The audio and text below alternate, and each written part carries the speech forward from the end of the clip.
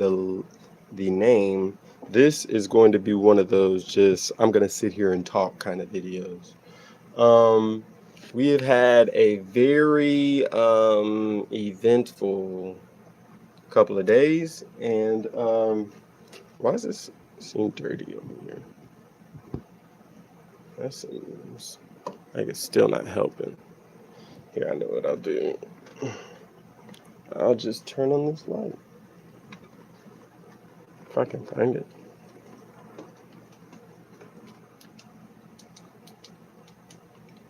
Okie dokie. That's much better. All right, you guys.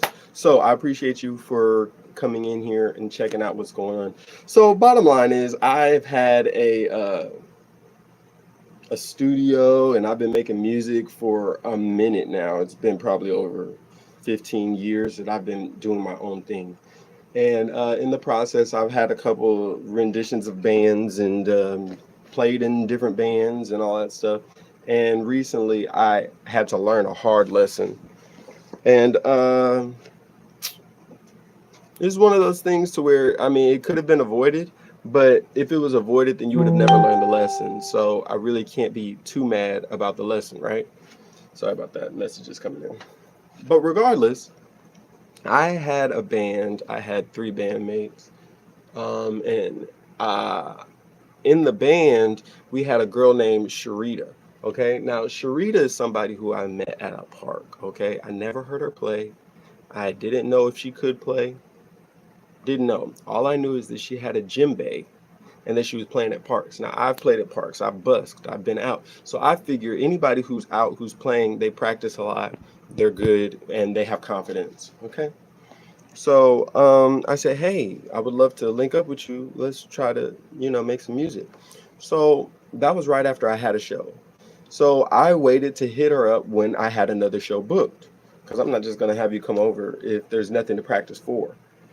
So when I hit her up, she never hit me back, first off. And then randomly I get a call like a week and a half later, maybe 2 weeks later. And isn't it was late at night. It was like 8:30, something like that. And then she's like, hey, I got a call saying that y'all wanted to practice. Do y'all still want to practice? And I was like, yeah, let's we can still practice. Let me call the pianist, see if we can link and everything. Because at this time, the pianist and I were linking like pretty much every day to practice just to get our footing back. So y'all know the pianist Joe because y'all see him on here all the time. So bottom line is she came to the practice that same night. Okay, because I was like, one thing I've learned is if you want something to happen, you need to go fast, or else it can get stagnant really easily. So I was like, yeah, let's try to link tonight. So she came up late that night. Joe and I, we had our practice, and we were like, okay, I think this might be able to work. It was so nice to have that African djembe drum sound. And it was just something that I've wanted for a while. And so when I had the ability to get it in the band, I was like, let's go for it. So, and just keep in mind, Joe and I have been talking about just doing a two-piece performance. And I said I would like to have a drummer. Now, it seems like when you have drummers, I consistently have issues with drummers because they're egos.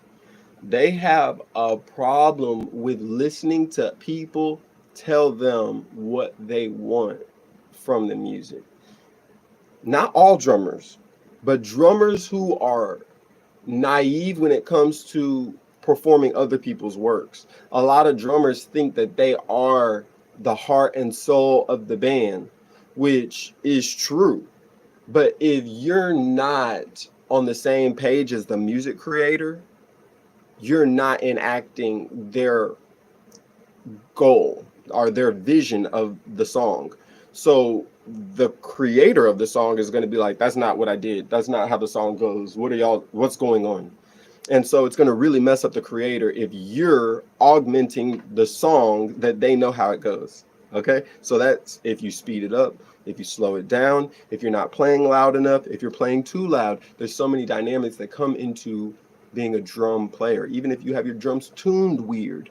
Sometimes that's bad. If you are recording and then you have your drum set up for live, or you're live and you have your drums tuned for recording, that's two different things, you know? So if you're not willing to listen to the people and or able to figure it out all for yourself to where there's no issues with everybody else, then you're going to have to talk.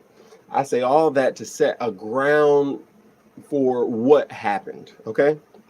So there were a couple times that I own my own business. Not a couple times, but I own my own business where I do remodels and build studios, all that stuff.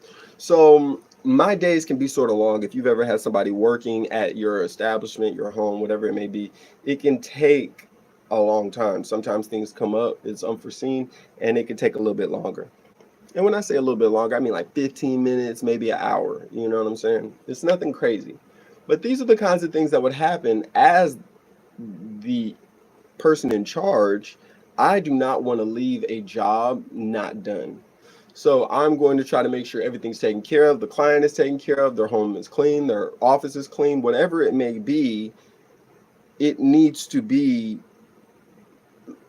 presentable in my eyes. You know, I'm not going to leave somebody who's paid me to do a job in a situation where they're wondering why they paid me instead of somebody else. You know, that's sort of weird.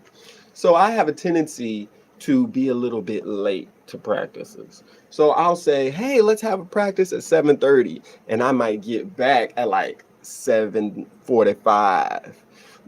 Now, there was one time specifically where, and I think it was the first week, where she showed up early to the practice because she would get off work and she would have wanted to drive to her house. So she would get off early and she would just like drive around, loiter, whatever, and or get food, whatever it was, in order to be on this side. So she came to the house early. She parked. She just sat there.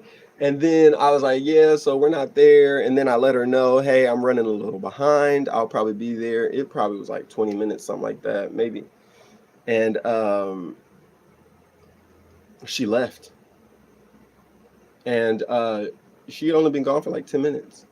So I was like, hey, how about I pay you? Because I felt bad. It was my fault. So I was like, let me pay you for your time. Let me pay you for your gas. And if you're still free, if you're still willing, come on back and we'll get it all taken care of. You know, we can practice. So she agreed. She came back.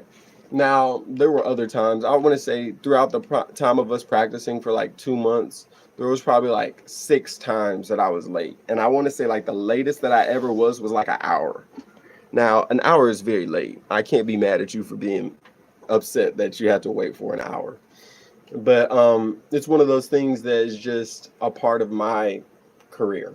You know, when you work for somebody else as a teacher, the bell rings, you're done. You can do what you got to do. But as a business owner, it's different. You have a lot of work after hours. So bottom line is I've just been dealing with the issues of owning a business and trying to create a passion, you know, make that passion have its own legs. So this lady consistently had issues, and the problem was not the fact that I would be late and that she would leave, but the problem would be that she would have a real attitude. Like the next day or that same day, she would have an attitude, and then she wouldn't want to talk about it. And so you guys can see, because the videos are live, you can go on there and you can see that there's certain days that she comes in and she just has a bad attitude. It's just she doesn't want to talk, or she's not talkative, she's real short, and then like come to find out, some of those days she got in trouble at her job because she was doing stuff that she didn't have any business doing, and talking to people, talking to her students, and making her students say to the principals that they wanted to commit suicide because of what she was saying to them. Okay, so this is a mean person, right? This is not a nice person. If you got a high school student or college student, even college, you know, talking about this person makes me want to commit suicide. They're not just saying something one time passing. You know, this is somebody who is a serial offender. So little things would happen, and I would see little parts of her personality that weren't really great. So like one day I don't want to say the exact episodes, but maybe I'll come over here and actually say the episodes that y'all can watch it on. But you will see that there are certain days she'll come in here and she'll be real tight-lipped. And like she'll just leave real quick and she won't say anything. And Joe and I will have the conversation. Should we say something? Joe would be like, hey, no, I don't think we should say anything. I was like, nah, you can't allow that to happen because I'm a father. Okay. So when you have kids, you can allow something, a bad behavior to happen and expect it to repeat itself in a positive way. It's going to be the same exact thing, worse and worse and worse. So I said something about it and just mentioned it, and she brushes it off. But I think that's just how she rolls. She had a one day in particular that Joe and I were talking about how it's difficult to be a man just because women don't really listen or care about our problems, which is a well-known fact. And so it's just difficult because we can't talk to people. Men normally don't have the emotional capacity to talk about it, and women don't have um, the emotional patience to deal with it. Okay? So we were just talking about that. We were just lamenting as men that it's hard to really get your opinions out without having to worry about how a woman is going to perceive your feelings. Okay? So as we're saying that, she was saying, oh, I know that y'all probably never hear this, but I support you guys and I have your back. Y'all should be able to talk however y'all want to talk. And Joe and I were like, we're looking at each other like, what did you just say? And then we were like, man, if you really mean that, man, that's beautiful, man. We need more women like you, man, because the fact that you're just willing to hear our problems is so wonderful. Like, we were just so shocked. We were gobsmacked. And after she left, we were still like, you really think that she cares? And I was like, if she cares, she is super unique. But it's possible that she doesn't. And she's just saying that she cares. Because a lot of women say, oh, I care. Tell me your problems, which is what she was doing. She was like, I care. Y'all can talk to me. Tell me what's going on. And so it's just ironic that she said that. We had this whole conversation and then all this happens. So turn the page. We go to the show. When the show actually happens, when we're loading up for the show, is Joe and I. And she leaves and she goes to get some food. When we're actually at the the venue and we start loading in, she's nowhere to be found. Okay. And then when once we finish the performance, got off stage, you can see in the videos, she leaves. She goes away from us. Like, we see her at the beginning when we're taking pictures and she gets right in the middle so she can be the center of attention. And then she leaves and she doesn't come around. And it wasn't me who noticed it. It wasn't Joe who noticed it. It was my brother and other fans who were there who were like, why isn't she with y'all? Why is she over there? Why y'all over here? What's going on? And it was one of those weird situations where I was like, oh no, she know you. That's cool. They do, they just talking. She doing her thing.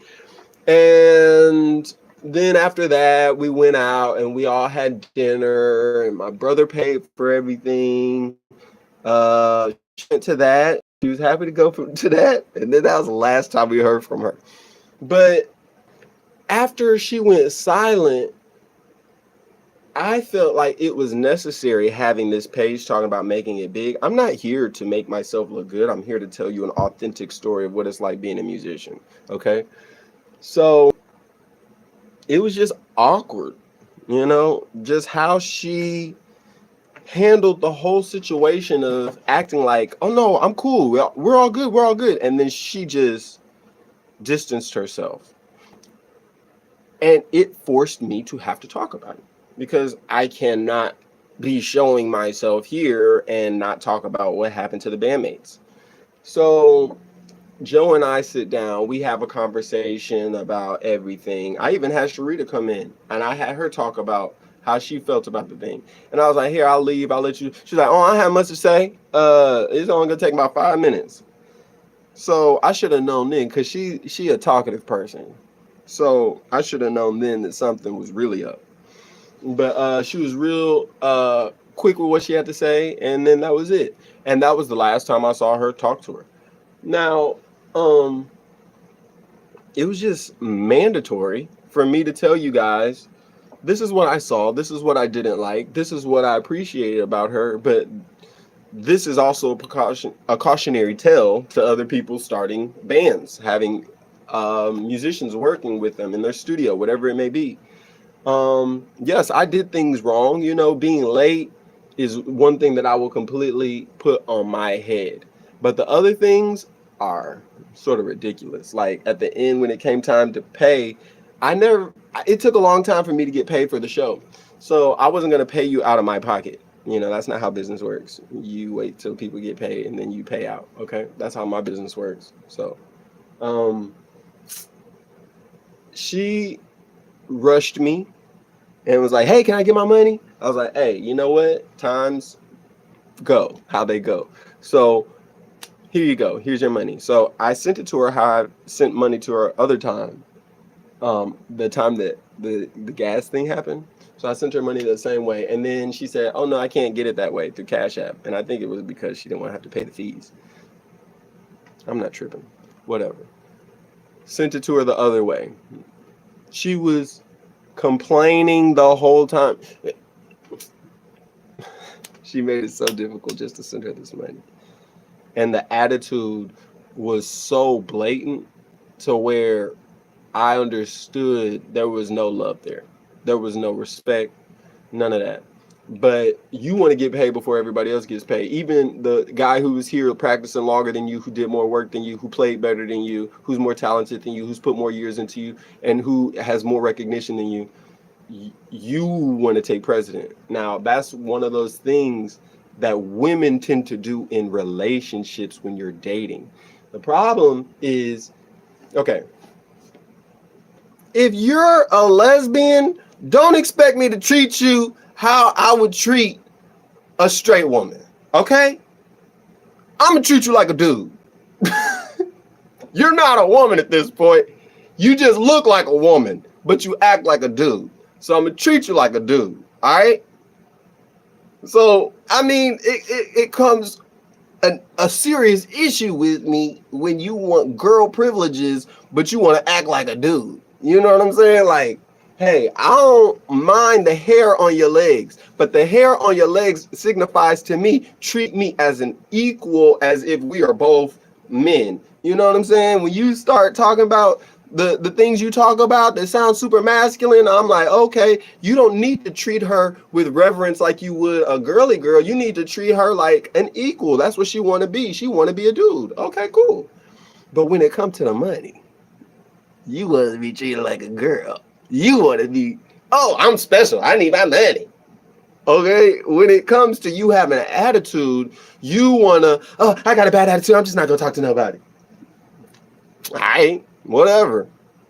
You know, but then when it comes to you talking about your childhood trauma, when it comes time to you talking about how you got let go from your job, or when it comes time to talk about how a girl talk about she want to commit suicide because of the way you talk to her, we listened with empathy.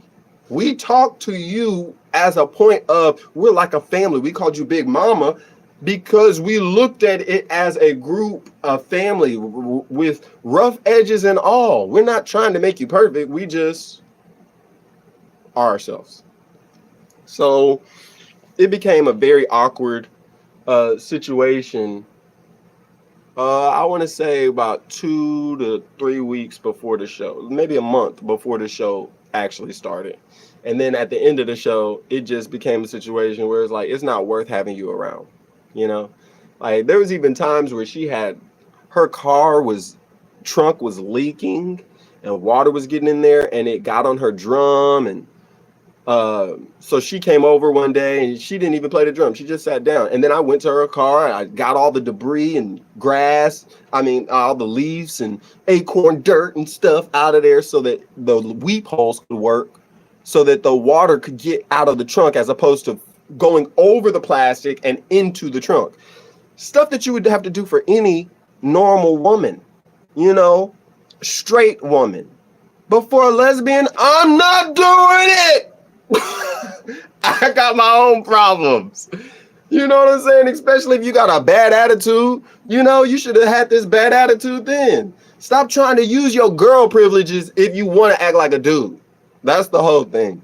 That's the problem. And so I say all this to say, as a drummer, she lacked confidence. And as a musician, I kept trying to help her have the confidence. Whether it was, hey, sing a song. Oh, yeah, you play. Maybe you could do a solo. Hey, you want to do one of your songs? Hey, you should write some songs and we could perform your songs because we're a band. Let's do. So I'm sitting here trying to help you, trying to grow with you, trying to help all of us have a wonderful cohesion together. And the whole time in the back of your mind, you're thinking, I'm not going to be here long. So it's sort of ironic when everything ends and I start getting comments on my videos. Now, this is only noticeable because I don't get comments on my videos. People might watch, but people never comment. Sometimes they comment on the lives, but they do not comment on the videos that have actually been posted. It's very rare that they post on the live videos. They might post on the normal videos that I post, but not on the lives. Okay? So I start getting comments, and not just one comment. It was a couple comments from 2 different accounts, which lets me know this is somebody who is consistently watching, right? So I want to show you guys these messages.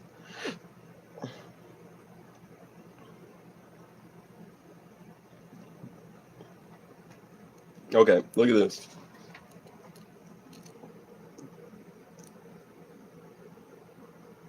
Is it backwards? Golly. Okay, let me just read it to you guys. Okay, so she created an account, and the account is @Franklin-B4G. Okay? And she said,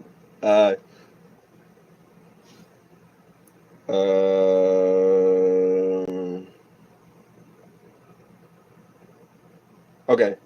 She said, began to end an entire clown video. I want my time back.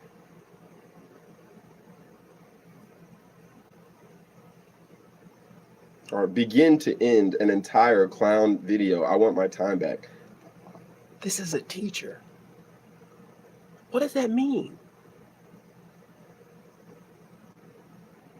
Begin to end an entire clown video. I want my time back.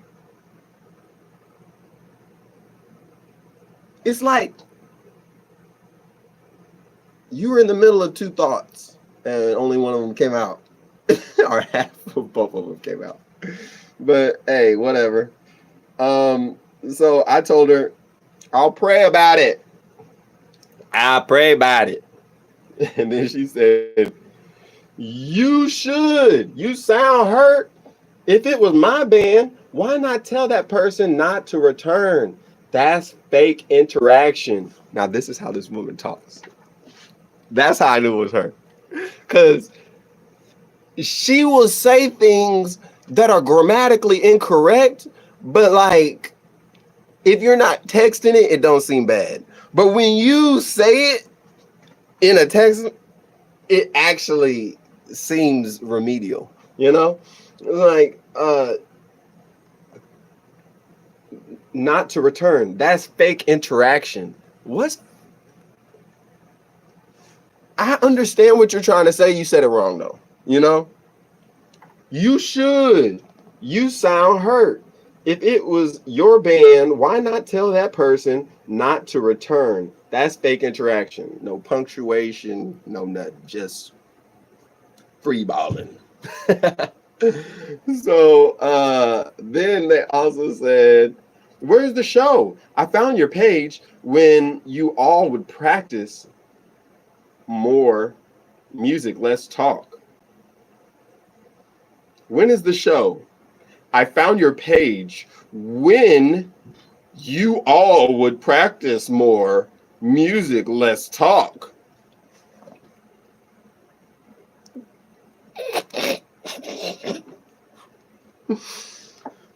These are people educating our children, y'all. Okay? All right. She made another account. Okay. This was last night. So I made a video talking about me listening back to the music and all that stuff. So she made a comment on her other fake account called Gloria Traps. Okay. She said, you can see these comments because they're still up, you guys. I'm not going to delete the comments. And if she does try to delete her comments, I'll just repost them. So you guys can always see them. All right. And she said, and that sucks too. That's not how you start sentence. Okay? Well, let's just keep going. And that sucks too is a crazy self-comment. Don't know what she's talking about. No timestamp. I don't know what she's talking about. You are correct too. It does, but it's your suck mess. And guess this is why I can't find your music on any platforms I Google. Okay, let me read that again. And that sucks too is a crazy self-comment. You are correct too. It does, but it's your suck mess. And guess this is why I can't find your music on any platforms I Google. Maybe you can't find it because you don't know how to grammatically type my name or what you're actually searching for. Because it's there. So it doesn't, even if this isn't Sharita, these are people that she has asked to comment on her behalf. And if these are the people that you talk to, these are the people that you ask, this is the best that you could get, that's crazy. That's crazy work. I'm going to go to ChatGPT. If I don't know how to type, spell, or use grammar, I'm going to go to ChatGPT and come up with something to slay you. You know? But, okay. I said, dang, you hate me. Or, you hate me? Question mark. Nice to have haters, but your life must be messed up if you keep watching all my videos just to complain. I'll pray for you, Rita. Prayer hands. And then I said, thanks for the hate. Did y'all know that hate is very closely chemically related in your brain to love?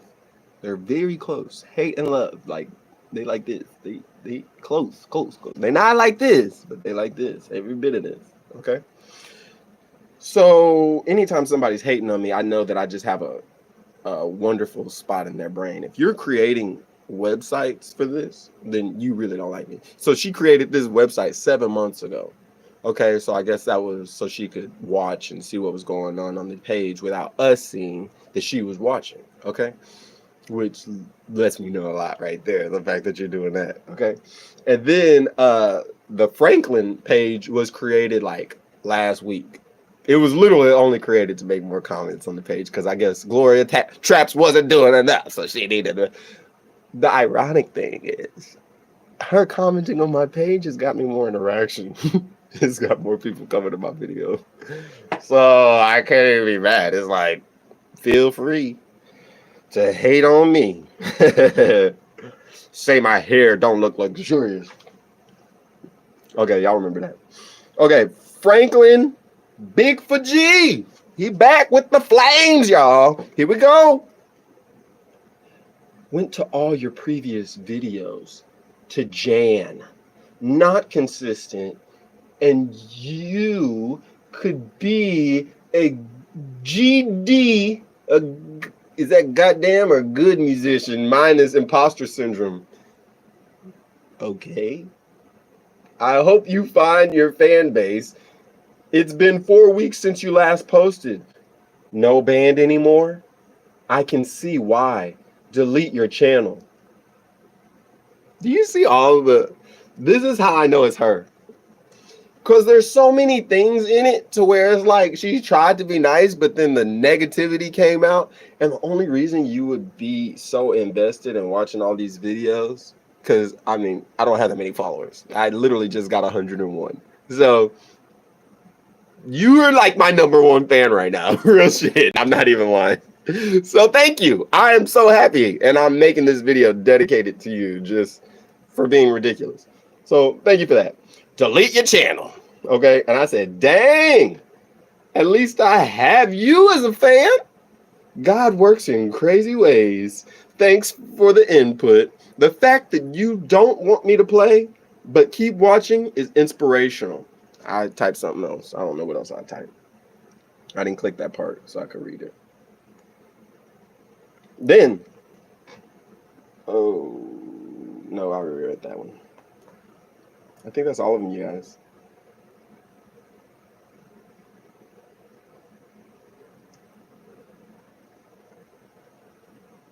Yeah. So, yeah, if you guys go back, y'all can see all that stuff. Now, Making It Big Day A68 after show recap loop, that's literally me showing the show from a body cam and then showing everything over and over and over and over and over and over again like it was on my own network, and I was just showing it over and over again.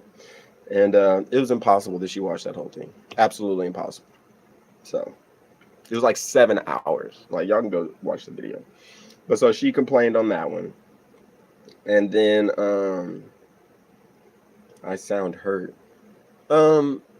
In one of her comments, she said I sound hurt. Now, I don't remember exactly what she's talking about, but it would make sense that I would sound hurt if I've tried to incorporate somebody like into my music family, and then you lied, acting like you really wanted to be in it, but you really didn't want to be in it. You just wanted to use what I was doing in order to do what you wanted to do, which is another thing I want to talk about in the music industry. Y'all need to be careful. I've had a lot of friends in the music industry. And the truth is, there are no friends in the music industry. Just like when you work at the bank as a bank teller, there are no friends at those bank teller windows. Y'all don't end up being friends 40 years later.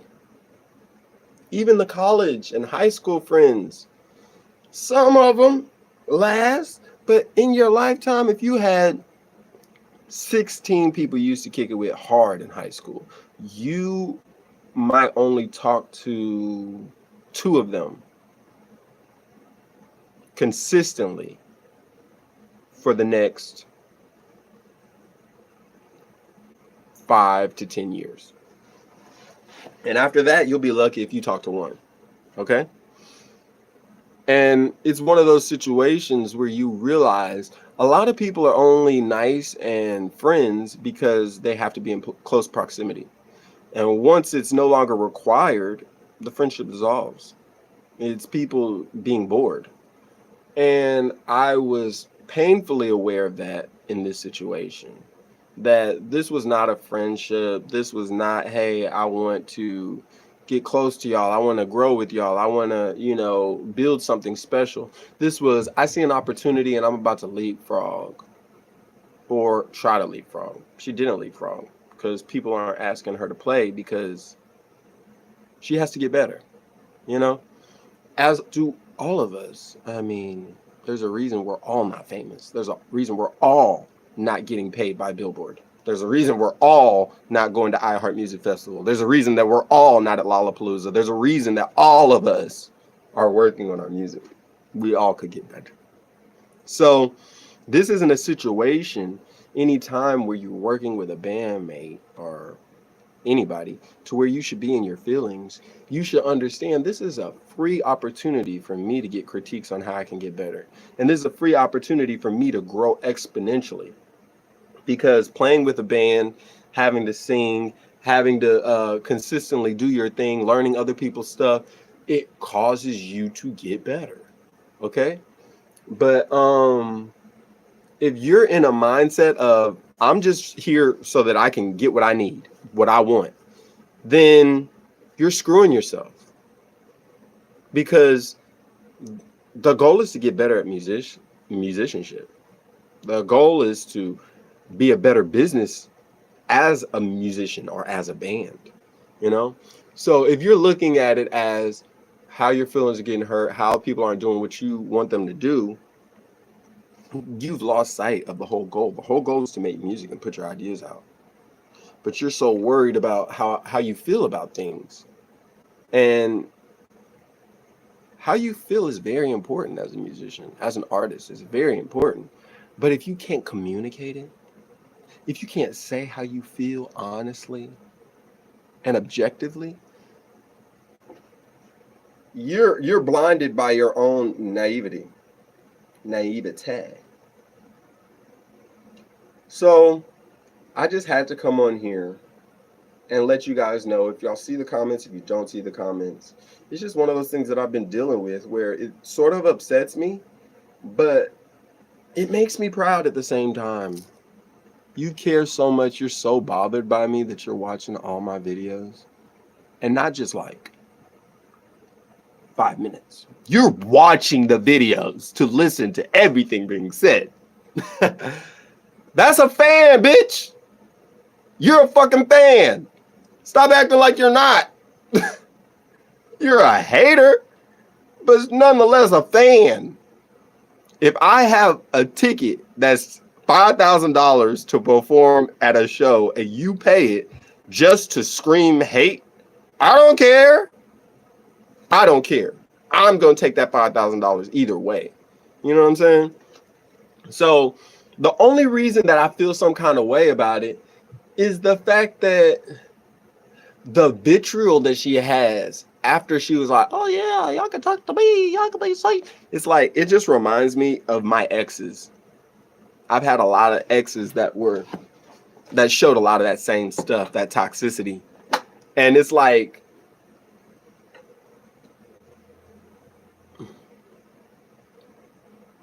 I don't know how somebody could hold a grudge for so long, because I let you go. I might be upset for a little bit, but I don't have the energy or the wherewithal to care so much for so long about something so stupid.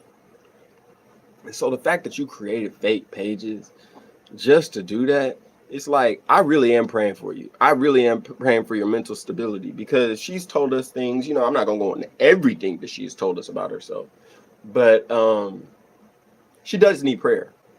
She has things that are going on and that have gone on in her life to where I can't be mad at you. You just are a product of your environment, a victim of your circumstances. So I'm not mad at you. You may despise me, but you don't really have a reason to. You may not like the things that I say, but you don't have to watch. And I just implore you as a human being, if you don't like somebody, don't do what we were taught in the idea of just let it be and make friends with your enemies. And no, if you don't like somebody, just tell them. Don't work with people who have bad feelings, bad vibes about you. God might be trying to expose this splinter so it can be pulled out. But you saying, oh, it's a splinter there, let me respect it because it's an old piece of wood and the wood is older than me. Let me respect this splinter. It's toxic. You need to get this foreign thing that is trying to compromise your immune system. You need to get it out so that you can now heal. Okay? So until you get it out, you can't heal. So me talking about this, me posting, me talking about the comments, this is me healing. Okay? So I don't care what she has to say about it. I don't care if I get other negative comments about this. Y'all can dislike this video. I'm honestly interested to see what it's like to be the most disliked person on Instagram. Even if y'all do like my videos, I just want to know, like, if you push dislike, will I still get like interactions? Will people still like, you know what I'm saying? Or will it just take me off of your feed and then other people will still see it, and then or will it take me off everybody's feeds? I don't know how that works. I just like the concept of people being able to push dislike and it's still being good for your page. Because you can dislike me and I still be good. Just because you dislike me doesn't mean you're like a critic, like, and that's really what I guess you are as a YouTuber. You're a critic. If you push like, dislike, subscribe, that is giving your golden seal. And anytime that you leave a comment, it's your critic review. The problem is everybody has an opinion. They're like assholes. And guess what? About 90 to 95% of those assholes stink. Okay? So I say all this to say, love yourself. Be kind to yourself. Forgive yourself. But most importantly, stay true to your ideals and to your boundaries. Because if people start crossing your boundaries, you're going to start asking yourself why you allowed it. Okay? So, I love you guys, and I hope you enjoyed this. I'm going to pray with you, and then we're going to get out of here. I think I need to line this up a little bit, right, y'all? But, Lord, thank you for this day. Thank you for the blessings. Thank you for bringing Sharita in my life. Thank you for bringing Joe into my life. Thank you for the times that we had together. Thank you for the laughs. Thank you for the joy. Thank you for the bad lessons. Thank you for the good lessons. Thank you for everything. Thank you for giving me the opportunity to be alive, to talk, to have a phone, electricity, to be able to go live on this page is such a blessing. Thank you, God, for the 100 subscribers that I have so far. Thank you for giving me today so I can be better than I was yesterday. And please help me to have the confidence. And like Sharita was saying, help me to get over my imposter syndrome. That's something that a lot of artists deal with, but it's something that I really want to get over because I'm telling y'all, man, people will call me a legend. They'll see me, oh my God, you're Charlie Leonardo, you're a legend in the city. I'm like, me? And I need to start believing it. Drink the juice. So I'm going to keep being consistent for Gloria and Franklin's sake and Sharita, so all of them can be inspired. And I'm going to keep being honest because I think that's one thing that I'm really good at is being extremely honest. I'm really bad at lying to people for the sake of their emotions. I don't care how you feel about it because I got to deal with my own problems. I'm one of those people who at a very young age, I was very acutely aware of my issues that I had to deal with and the fact that nobody was going to help me. So I have no sympathy for people who are dealing with problems who want to put it off on other people, especially if they want to use their girl privilege when they've acted like they're not a girl. So to all the people out there who are dealing with people who are misusing their power in the relationships in the dynamic of being a musician or a friend or whatever it may be, just make sure that you guys are cognizant of the fact that it could not have the effect that you want it to have. You could be talking to somebody like me who doesn't really care. I'm not famous. So the worst thing that could happen is you make me famous for not liking you. I'll go on Good Morning America and explain why I don't like you. I won't have a problem doing that. Or for that matter, why I don't like the people at Good Morning America. I mean, I'm not going to sit here and be nice to you just because, I will be cordial, but being nice is different. That requires energy, at least for me. When I'm nice to you, I'm super nice. And when I'm cordial, you'll notice I'm just, hello. Keep on moving. I don't need to. My whole life, I've been super nice to people just to see them take that and then change. So no longer will I be so uber nice. And if that hurts your feelings, you know what you should do. I think y'all know what I'm going to say you should do. You should pray about it. Because I can't do nothing about it. I can't help you. But God can help you. And I would go further and I would say if you guys feel a certain way, make sure that you go on YouTube and find the video of Sterling Sharp talking about him losing his eyesight and one of his eyes and having to do all the eye drops, and how he has contemplated suicidal thoughts for the first time because of that. And then I would also encourage you to watch Deion Sanders' press conference where he was talking about how he had cancer. He had to remove his bladder. He had to have another bladder made out of his intestines. He can't pee with force anymore. He pees on himself all the time. He goes to the bathroom all the time. And how he is now endorsing people with Depends and trying to help Depends come up with new things to help men who deal with these problems feel better about themselves and to understand that it's normal and that they're just going through a stage in life and not have other people looking at them like they're crazy. This man took something that the devil meant to destroy him and literally is inspiring men. This man is a Hall of Famer. This man is probably in the Hall of Fame of his high school. This man is probably in the Hall of Fame of his college. This man is in the Hall of Fame of the NFL. This man is probably going to go in the HBCU Hall of Fame for what he did with his sons. And then this man is in the Daddy Hall of Fame for what he did with his sons. Let me tell y'all something. Michael Jordan had 2 sons and they didn't make it into the NBA. All right. I want y'all to know that. All right. This man had 2 sons making it to the NFL the same year. And he was coaching them. Okay. This man has been chosen and he knows he has been chosen. So he walks in faith.